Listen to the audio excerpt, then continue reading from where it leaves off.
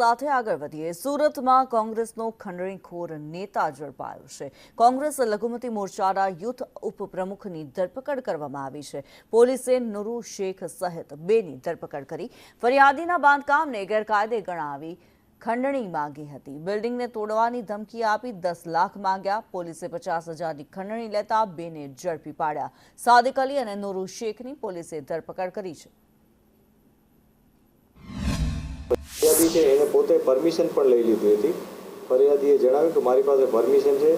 તો જે આરોપી છે નુરુ ચાઇનીઝ એણે એવી ધમકીઓ આપી કે તારી પાસે પરમિશન હશે તો પણ હું અન્ય કોઈ પણ જાતની અરજીઓ કરી ખોટા ફોટા પાડી અને તને બ્લેકમેલ તને તારું જે વસ્તુઓ છે બધી તોડાવડાવી દઈશ, તારો ધંધો બંધ કરાવી દઈશ। તેથી ફરિયાદી ખૂબ અકળાઈ ગયા હતા, મૂંઝવણ અનુભવતા હતા। એમણે પોલીસ સ્ટેશન આવી અને અમારો સંપર્ક કર્યો હતો। છેવટે અમે એમને જણાવ્યું હતું કે તમે ફરિયાદ આપી દો। જે ફરિયાદી હતા એવું જણાવે છે કે આ નુરુ ચાઇનીઝે 10 લાખ પછી છેવટે એવું નક્કી કર્યું કે તારે મને 2 લાખ ડિપોઝિટ આપી દેવાની અને દર મહિને 20,000 રૂપિયા તારે મને એક રેગ્યુલર પેમેન્ટ રૂપે આપવા પડશે।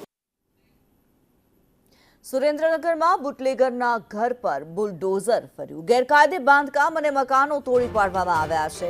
રતનપર વિસ્તારમાં ગેરકાયદે બાંધકામ દૂર કરવામાં આવ્યા। અસામાજિક તત્વો સામે સખત કાર્યવાહી કરવામાં આવી છે। દારૂ જુગાર સહિતના આરોપીઓ સામે કાર્યવાહી કરવામાં આવી।